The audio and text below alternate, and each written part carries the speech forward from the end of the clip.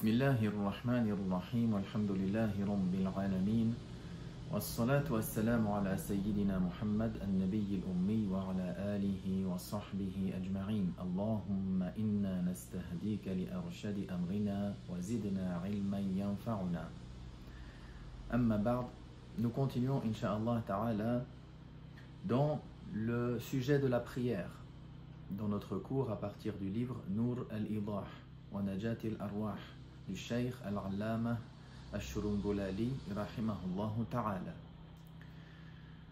Après avoir mentionné certains détails concernant la prière sur la monture, concernant la prière dans le bateau, concernant la prière dans la Kaaba ou sur celle-ci,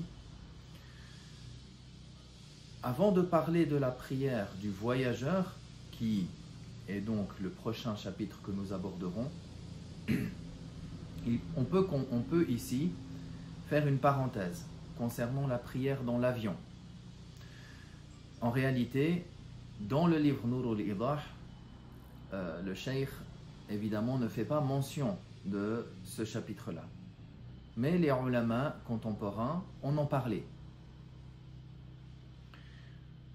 Tout d'abord, lorsque la personne entreprend un voyage, il convient qu'elle fasse le meilleur de son possible afin d'avoir un temps de prière qui est allégé. C'est-à-dire que lorsque la personne voyage, elle regarde en fonction de ses déplacements, en fonction des heures de vol, en fonction des heures d'atterrissage, etc., qu'il puisse effectuer sa prière ou bien avant le vol ou bien après.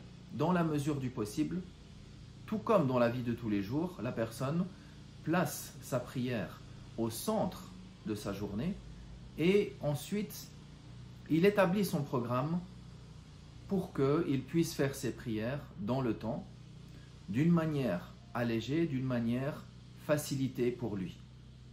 Donc également, lorsque la personne entreprend un voyage, qu'elle prenne le bus, qu'elle prenne l'avion, qu'elle prenne le train, elle fait en sorte d'avoir des horaires qui lui seront faciles pour accomplir sa prière.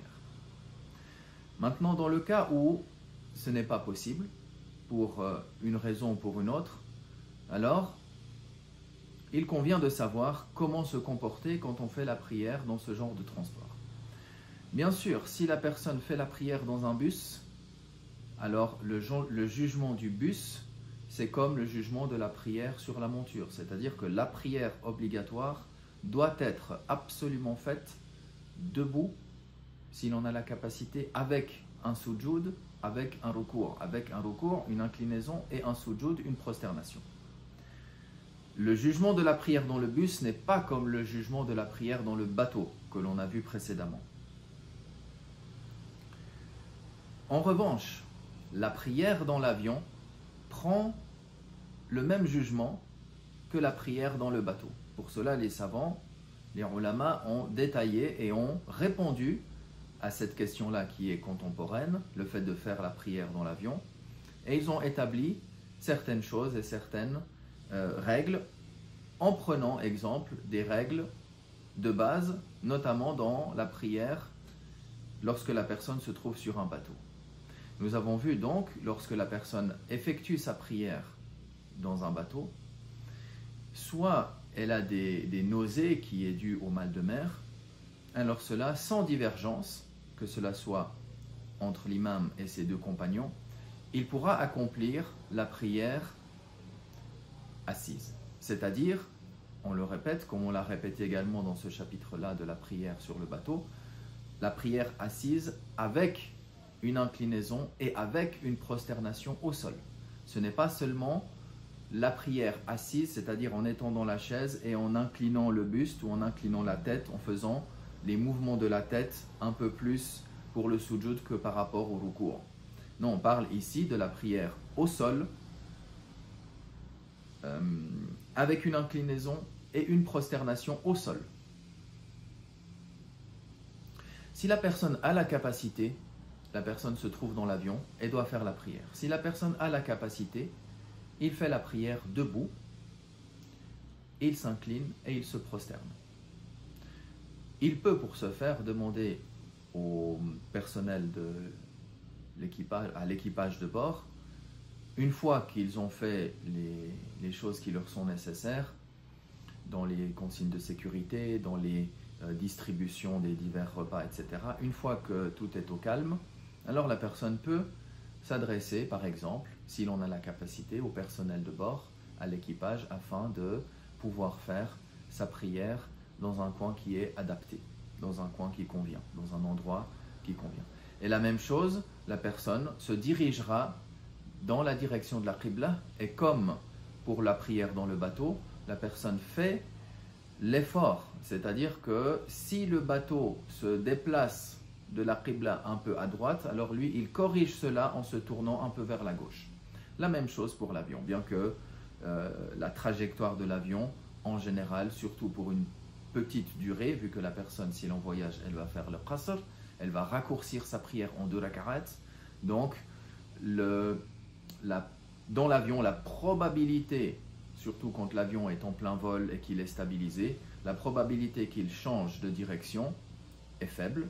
Toutefois, si c'est le cas, alors la personne devra quand même corriger pour toujours être dans la direction de la Qibla.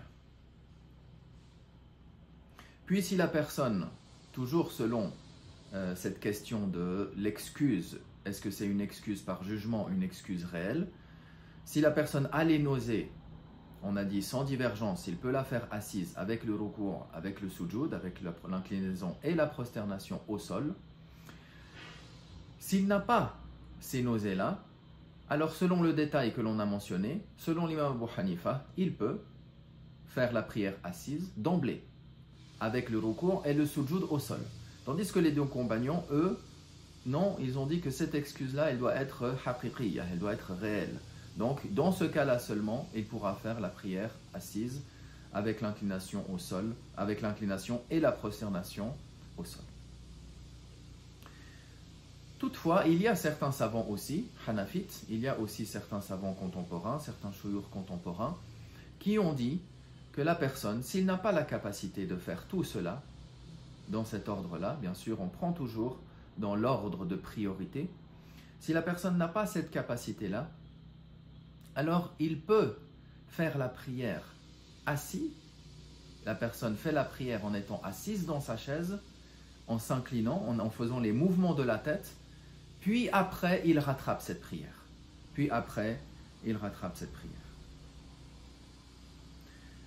Ça c'est un chapitre donc, un petit chapitre, un sous-chapitre qu'il était important de mentionner, vu que on va entamer par la suite le chapitre de la prière du voyageur et de ses jugements. Et également, ça fait le lien avec les autres chapitres que l'on a vus lorsque la personne est en déplacement, qu'il soit sur une monture, qu'il soit sur un bateau, qu'il soit dans d'autres situations. On a vu comment la personne doit faire la prière. Est-ce que cela concerne la prière obligatoire, les prières fard, ou est-ce que ça concerne aussi les prières surérogatoires? On a vu dans certains cas, la prière sur la monture, par exemple, ça concerne les prières surérogatoires uniquement. Tandis que la prière sur le bateau, alors on applique cela, ça concerne également les prières qui sont fard, les prières qui sont un devoir et les prières obligatoires. Puis nous continuons dans le chapitre suivant pour entamer, on revient avec le suivi dans le cours du livre, avec la prière du voyageur. Salat al-Musafir. Walhamdulillahi Rabbil Alamin.